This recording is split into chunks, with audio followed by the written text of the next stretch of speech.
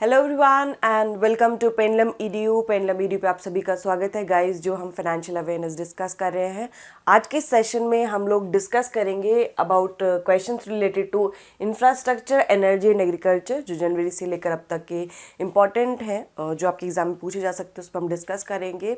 जो भी बच्चे तैयारी कर रहे हैं for IBPS RRB officer scale 2 and scale 3, आपका एग्जाम आने वाला है। So all the best to all of you.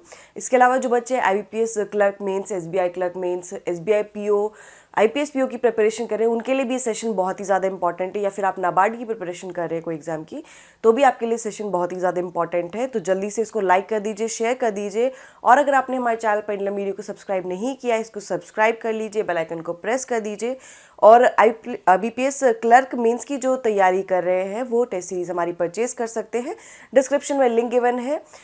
देखिए, मॉक टेस्ट अटेम्प्ट करना बहुत ज़्यादा ज़रूरी है। जितना ज़रूरी रिवीजन है उतना ही ज़रूरी है कि आप उसको टेस्ट करें कि आपने अच्छे से रिवाइज किया है या नहीं किया है।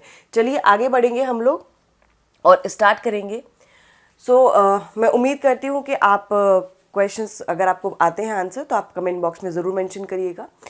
The investment target for Sagarmala projects has been recently increased by rupees 1 trillion to 6.5 trillion।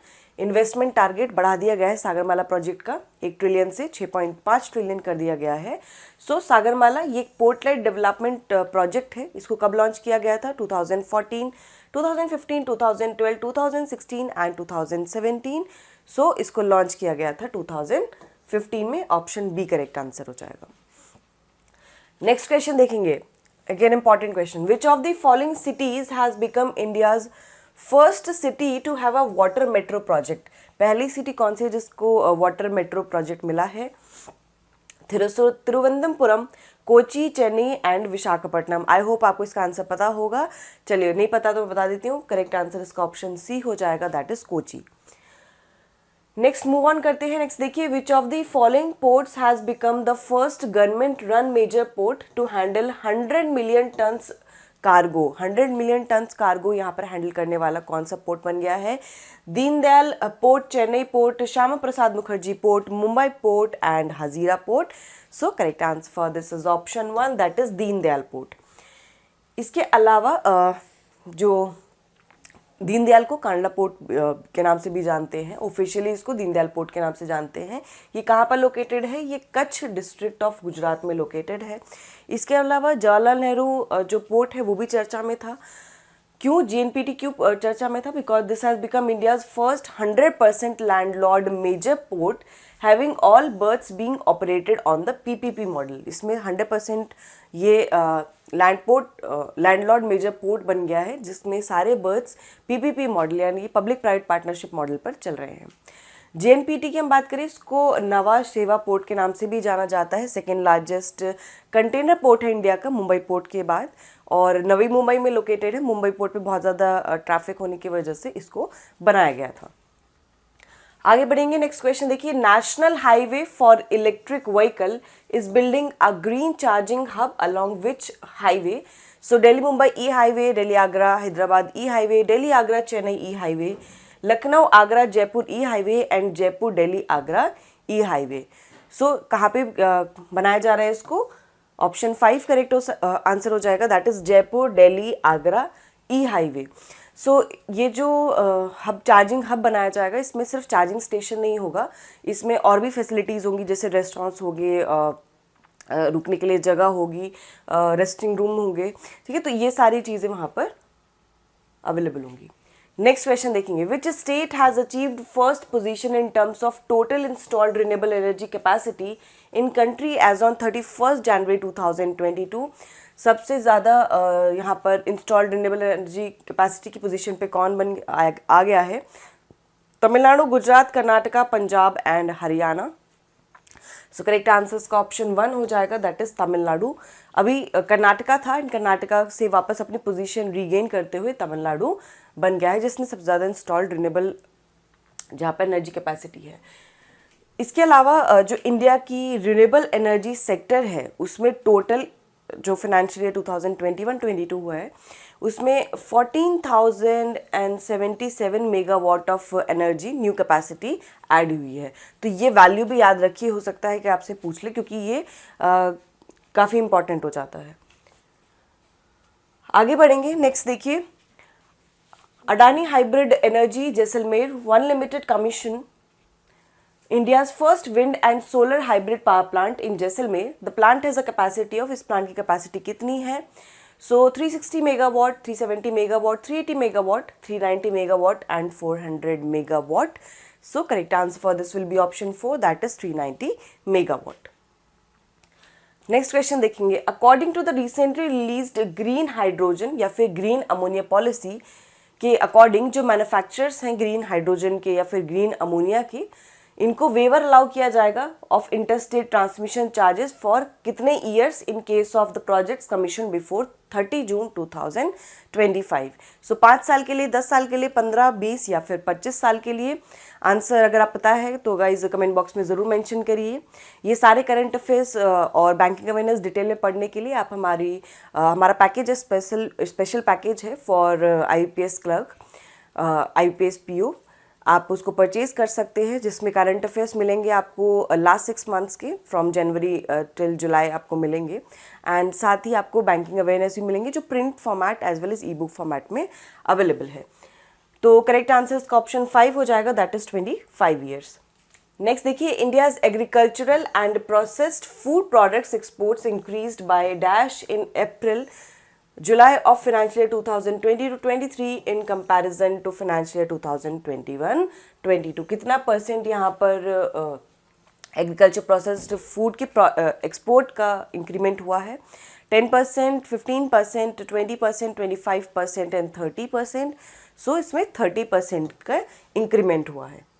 So India का जो ओवरऑल एक्सपोर्ट है एग्रीकल्चर प्रोसेस्ड फूड प्रोडक्ट्स का, ये कितने से कितना बढ़ा है? ये 7,397 मिलियन US डॉलर से बढ़ के कितना हो गया है? 9,598 मिलियन US डॉलर्स हो चुका है। इंपॉर्टेंट है गाइज, आपको जानते हैं कि फैक्ट बेस्ड क्वेश्चन काफ़ी पूछे जाते हैं। चलिए नेक्स्ट देखिए, वर्ल्ड डेयरी समिट अभी हुआ था, काफ़ी चर्चा में था। This was inaugurated bye PM Modi on 12 September 2022 in dash Mumbai, Vadodara, greater Noida, new Delhi and Hyderabad. कहाँ पर इसको इनॉग्रेट किया गया था? सो correct answer for this is option 3, that is greater Noida में इसको इनॉग्रेट किया गया था। सो ग्रेटर नोएडा उत्तर प्रदेश में इसको इनॉग्रेट किया गया। ये इसमें बहुत सारे लोगों ने पार्टिसिपेट किया, डिफरेंट कंट्री के रिप्रेजेंटेटिव ने। थीम क्या थी इसकी? Dairy for nutrition and livelihood. और इंडिया ने ये जो वर्ल्ड डेयरी समिट है कितने साल बाद इसको, ऑलमोस्ट 48 ईयर्स के गैप के बाद ऑर्गेनाइज किया है।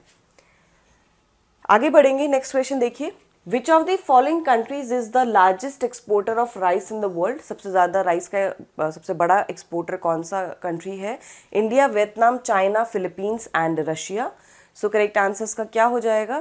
Correct answer will be option 1, that is India. इसके बाद चाइना की हम बात करें तो चाइना लार्जेस्ट इम्पोर्टर है राइस का। और अगर हम बात करें कि प्रोडक्शन के टर्म्स में चाइना नंबर 1 पर है, और उसके बाद प्रोडक्शन के टर्म्स में इंडिया दूसरे स्थान पर आता है। इसके अलावा जो ब्रोकन राइस है उसका जो लार्जेस्ट इम्पोर्टर है इंडिया के ब्रोकन राइस का, वो चाइना बन गया है। आगे बढ़ेंगे, नेक्स्ट देखिए, union cabinet recently approved a long term leasing policy of railway land. This policy reduces land licensing fee from current 6% to dash of market value per annum. ये land leasing का जो यहाँ पर फ़ी है, लैंड लाइसेंसिंग की फ़ी, जिसको 6% से reduce करके कितना कर दिया गया है? 3.5%, 3%, 2.5%, 2% एंड 1.5%। सो इसको रिड्यूस करके 1.5% कर दिया गया है। आगे बढ़ेंगे, नेक्स्ट देखेंगे, which state is ranked at first place among the special category states in state ranking index for national food security act. National food security act का एक इंडेक्स है, स्टेट रैंकिंग इंडेक्स। तो उसमें स्पेशल कैटेगरी स्टेट्स में number 1 पर कौन आया है? उड़ीसा, त्रिपुरा, आंध्र प्रदेश, सिक्किम एंड हिमाचल प्रदेश। तो correct answer for this will be option B, that is Tripura. Next, oil seize production in India has remained stagnant at a CAGR यानी कंपाउंडेड एनुअल ग्रोथ रेट इसका कितना है? It has remained stagnant between 2011-12 to 2020-21, 1.54%, 1.94%, 3.44%, 3.84% and 4.14%. So correct answer इसका हो जाएगा option 2, that is 1.94%. Next देखिए, Bundelkhand expressway, this was inaugurated bye PM Modi in which district? कौन से डिस्ट्रिक्ट में PM मोदी के द्वारा इसको इनॉग्रेट किया गया था? So Mahoba, Jalaun, Banda, Hamirpur and Chitrakoot. So correct answer is option 2, that is Jalaun district में इसको इनॉग्रेट किया गया था. So Bundelkhand expressway, this will pass through 7 district. इसमें कौन कौन से डिस्ट्रिक्ट शामिल हैं आपसे पूछ सकते हैं, नंबर पूछ सकते हैं. 7 डिस्ट्रिक्ट्स हैं, चित्रकूट, बांदा, महोबा, हमीरपुर, जालौन और औरैया एंड इटावा. ये 296 किलोमीटर लॉन्ग 4 लेन एक्सप्रेसवे है एंड टोटल जो इसका कॉस्ट आया है इसको बनाने का, दैट इज़ 14,850 करोड़. ये गोंडा विलेज से स्टार्ट होता है नियर भरतकूप इन चित्रकूट डिस्ट्रिक्ट और कुदरेल विलेज में जाके ये एंड होता है इटावा डिस्ट्रिक्ट, जहाँ पर ये आगरा लखनऊ एक्सप्रेसवे से मर्ज हो जाता है. अगला क्वेश्चन देखेंगे. Central government has recently approve the highest ever FRP of dash पर quintal for sugar cane farmers. FRP क्या है? Fair remunerative price. सो इसकी वैल्यू कितनी कर दी है? सो 300, 305, 310, 315 and 320. So correct answer for this will be option 2, that is 305. So guys, this was all from my side. I hope आपको session पसंद आया होगा. वीडियो को लाइक करिएगा, शेयर करिएगा और आपकी तैयारी कैसी चल रही है आप कमेंट बॉक्स में मेंशन कर सकते हैं. कोई डाउट एग्जाम रिलेटेड तो आप हमारा 1-to-1 सेशन ज्वाइन कर सकते हैं.